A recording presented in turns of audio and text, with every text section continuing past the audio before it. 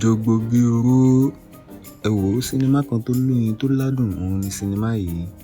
Fún ẹ̀yin tí ẹ bá ti wo sinimá yìí, mo kí yín wípé ẹ kú ojú lọ́nà apá kejì èyí tó ń bọ̀ lọ́nà.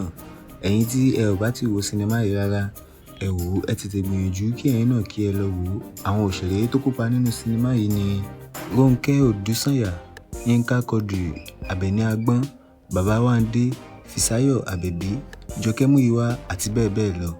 Ó dá lórí ọba Adélájà tí ó ṣe ìwádìí wípé ẹnìkan tí ó súnmọ́ òun ó pinnu láti dalẹ̀ rẹ̀ tí ó sì ń pinnu láti ṣe gbogbo àwọn tí ó súnmọ́ níjàmbá.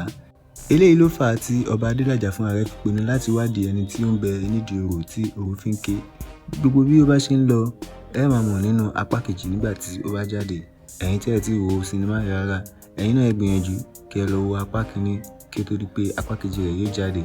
Ó dìgbà.